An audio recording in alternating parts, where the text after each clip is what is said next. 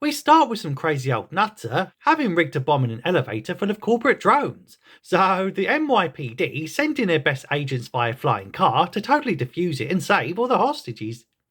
But top cop hotshot Jack Tavern can't really figure it out in time, and neither can his bomb disposal buddy Harry. So they head up to the roof and just strap a giant fuck off crane to the thing, before then heading down to free the trapped peeps. But the naughty bomber bloke just can't be having that. So he sets off the bomb 3 minutes early, given he's watching all this from inside a nearby freight elevator. But luckily, the crane totally holds for just long enough for our heroes to extract the poor sods, and before the lift crashes down to the basement. And after taking a moment to gather themselves in relief, and also after making sure Harry's watch isn't just slow, Jack reckons the maniacal madman must be on site, given he set off his madcap scheme 3 minutes early. So they promptly do some indoor parkour and rummage around in the freight shafts, and totally discover said naughty bomber bloke when he starts shooting up the gaff. And after capturing dopey Harry and taking him hostage, Jack has no choice but to do some out-of-the-box thinking, by giving a little shrug and then shooting up the hostage, and thus saving the day, mainly by leaving the villainous villain to just run off and then blow himself up, because reasons.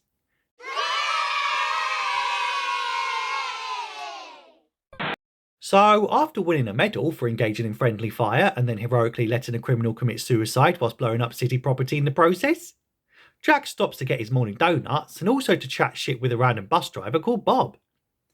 But after Bob gets back to his bus and drives off, he's properly blown to Kingdom Come right in front of poor Jack, who hilariously seems to think he can still save him despite the burning wreck being hotter than a Tuesday afternoon in Texas, and also Dua Lipa on a beach. Suddenly though, a nearby payphone starts to ring, and so naturally, Jack seems to instinctually know it's for him, and just can't believe the naughty bomber bloke is back and ready to terrorise him for another 2 hours or so despite supposedly being dead and shit. But this time, he totally wants $3.7 million dues in cash within 3 hours, or else he's going to blow another frigging bus to Kingdom Come if it dares to go below 50 miles per hour, because he put 2 years of work into the earlier elevator scheme, and it was all undone within 20 minutes by a hotshot NYPD cop with terrible aim. After the bomber tells him where to find the rigged up bus, Jack races over to the location to totally save the day. Meanwhile, a hot totty civilian called Annie also races for said bus. And once inside, a bunch of strangers start talking to each other on public transport. And you can tell this is America, because if this was a double-decker anywhere in London, you'd be looked at like a stark raving lunatic, and probably get spat on and robbed with a machete if you try to innocently strike up a conversation with randos sitting next to you. Fact check. That's true. But anyway, as Jack races to catch up to the bus and Annie tells Sam the driver to hurry the F up already, Jack bucks social trends and also subverts local Cali crime stats by being a white man that commandeers a black guy's ride. But unfortunately, the bus has now surpassed 50 miles per hour and thereby totally armed the bomb. And we can tell that because the box standard light bulb handily changes from green to red. Nice. Naturally, the chocolatey bus driver pretends not to hear a white-looking cop asking him to pull over, until he sees a rather worrying note on his windshield saying there's totally a bomb on board. And it don't just mean yummy bombshell Sandra Bullock in her 90s heyday. Oh mama. So also naturally, he starts to slow down. So Jack promptly jumps on board and says you've got to stay above 50, pal, or else we're all going to go up like a Hillary Clinton whistleblower. Yes, we came, we saw, he died. Did it have anything to do with your visit? No, I'm sure it did. Anyway, he promptly introduces himself to the group and instantly gets a gat in his face when he flashes his cop badge, because they're currently in LA, and I guess you're never more than 5 feet away from a gang-banging punk looking to cause trouble. But before he can explain the situation, a scuffle breaks out, and poor Sam the driver soon takes a stray slug to the shoulder. And as Annie moves to take the wheel and totally stop the bus, Jack yells out not to do it, bro. Because if we go any slower, an unhinged pensioner is going to send us all to Valhalla, given I rudely messed up his plan earlier by attaching a roof crane to an elevator car and thereby foiled a genius extortion scheme 2 years in the making. Oh, Sam shit. So now everyone's painfully aware of the situation and stakes and how no one can get off without everything going tits up. Jack calls his precinct buddies for help, whilst the naughty bomber bloke watches it all unfold on TV via news choppers and stuff. After Jack finds the bomb underneath the motor and describes to Harry how there's a gold watch timer and enough C4 to make Michael Bay cream his kecks, they approach a bunch of traffic and totally head off the highway. And hilariously, Annie is pretty hesitant to run a stop sign, especially with a frigging cop right beside it. And before he can say, "What part of we can't fucking stop don't you understand, Gil?" Harry tries to figure out why there's a random wristwatch attached to the bomb and sheet. Meanwhile, Jack's boss tries to guide him from the air and arrange for the roads to be cleared whilst they continue driving a deadly strapped up bus to God knows where. But unfortunately, poor Annie smashes into a mother's stroller and straight up murders an innocent newborn. But luckily, turns out it's all just a bunch of food cans because reasons. And before you can say, "Who the frig carries mass amounts of tinned food around in a baby pram?" she immediately nearly drives into some more kiddies. Cause I guess it just ain't enough to almost commit one act of infanticide in one day. Hey, that's fucked up. So after moving all the fatties over to the other side of the bus to avoid tipping over when they have to pull off a hard right turn, Jack compliments the phony fakey bus driver on her totally wicked driving skills, yo. And she then asks why the bomber is even after him and stuff. But Jack just says, "Don't flatter yourself, love, cause it's me he wants. And you poor saps are just a bunch of random nobodies what are totally caught up in his twisted games." Shame. Anyway, said Jack fella then moans about all them news choppers following them about, and thereby broadcasting their every move to the naughty madman, so they can't secretly unload all the passengers.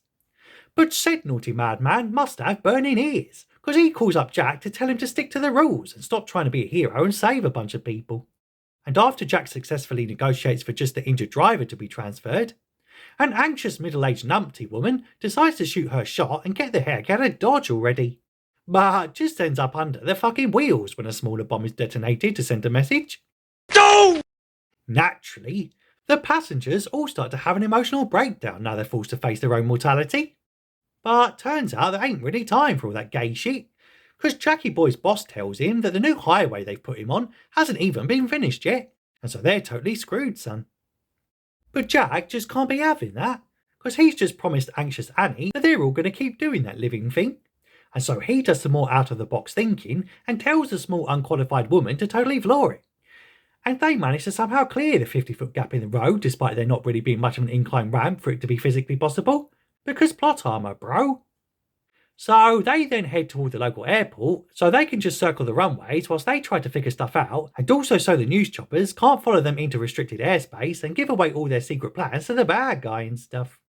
But said baddie bad guy rings him up again and tells him to hurry up and get his money already, because it's almost 11 AM and he's got a Pilates class to get to in a bit. But Jack says he needs to talk to his chocolatey boss face to face to totally arrange all that, and so the bomber lets him off for a limited time to come up with a plan, before immediately enacting said plan, which is to climb on top of a small sled and fuck about with the bomb up close and personal. But turns out he's totally useless and can't disarm it for love nor money. But luckily, Harry has finally pulled his finger out back at the station and totally discovered that the watch is a standard issue police retirement gift, and the naughty bomber is none other than an ex-Atlanta PD bomb squad officer called Howard Payne. No way! So he heads off to his house like a fucking mad lad, and promptly gets himself blown to Kingdom Come, given the watch was a con all along to lead them to his booby-trapped gaff. Whilst back on the road, Jack loses control of his sled and ends up having to stab up the innocent gas tank just to stay alive. Also luckily, the passengers eventually haul him back in, before Annie realises that they're totally leaking fuel. And before he can say, "Wasn't me," that Payne fella delivers some real pain when he calls Jack up to brag about disposing of his bomb disposal buddy. And after the bomber randomly calls Annie a wildcat and provides coordinates for the money drop, Jack has a proper fucking meltdown over the death of his mate. But Annie just says, "Pull yourself together, son, because you're making yourself look a right tit, and seeing grown men cry totally ruins my lady boner, isn't she?" Anyway, not wanting to look like a complete pussy old cuck in front of his latest crush, Jack notices her jacket is from the University of Arizona, aka the Arizona Wildcats, and soon realises the crafty bomber has planted a secret spy camera just above him and has totally been watching them the whole time. So they come up with a plan to tap into the camera feed somehow and secretly tape them all pretending to stay still, also somehow. and then broadcasting it on a loop to totally trick that batshit crazy bomber bloke and totally beat him at his own game. But because the fuel is almost out, they only manage to record about a minute of footage, so they run the film anyway and proceed to get everyone the heck out of Dodge. But unfortunately, the tyres totally blow before Jack and Annie can disembark, and so they then rig the gas pedal and steering wheel before MacGyvering their way out of the back using another makeshift sled, and leaving said strapped up bus to go careering into a passing plane, and thus presumably carrying a load of innocent drunk passengers back from their holidays. Damn! But before they can kiss and snuggle in relief, Payne is on the blower again, asking when he's going to get his dosh. As Jack and the team soon realise that he doesn't know that the bus has gone up like the 4th of July, given the feed is still clearly tricking him and shit. So they scope out the drop site in the hopes of catching this loony loon once and for all. But turns out Payne has finally cottoned on, and promptly kidnaps poor Annie by dressing as a local cop. And before you can say, why is Annie, aka a random untrained civilian, even tagging along on the high-stakes official police operation to catch a highly dangerous and unpredictable killer terrorist in the first place? Jack finally tracks the baddie down, and demands he turn around to face justice and she. But in a shocking twist, what no one could ever see coming. Turns out the shadowy form of a young woman, what he bizarrely seems to think is the silhouette of a middle-aged man what loves doing terrorism, was actually young Annie all along. What? And to ensure he can't just shoot the hostage again, the naughty old-timer has only gone and strapped a giant remote-controlled bomb to her chest, and thus bringing a whole new meaning to having a booming bust. But Payne don't just want to walk away with the money when he can blow up the girlfriend of his arch-nemesis for shits and giggles. So that Jack fellow what fucking loves a bus and a sled soon follows them onto a speeding underground train like a right madman. And after Payne finds his money bag was faker than Monopoly bills and just as worthless as regular American dollars these days, he goes nuts and confronts that Jack fella on top of a moving train, with laughably less wind than anything in my bowels on Taco Bell night.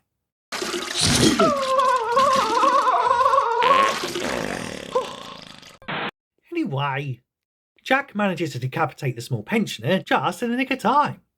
And even though he's able to easily defuse the bomb this time, he don't have the key to her cuffs. Which is quite a problem, given Payne has fucked them over from beyond the grave by taking out the brakes and putting them onto a track which also isn't finished. And before he can say, why do I pay my freaking taxes if the state don't even finish basic infrastructure projects in this city? He has the bright idea to desperately speed up the train in order to try and jump the track and thereby crash them both to safety. Oh, some shit. Which they totally do, and both end up surviving with barely a scratch and 0 broken bones, because ironclad plot armour, bro. And we end with the uber horny couple sucking each other's faces off in the middle of the street. Though when I ran up to Sandra Bullock and gave her a right slobbery snog in broad daylight, I just got smacked up by her security team and was promptly handed a 10-year restraining order and she... What a fucking liberty. I mean, I only wanted to replicate what I just saw in the movie. What's so bad about that, for fuck's sake? But that's it. That's the movie.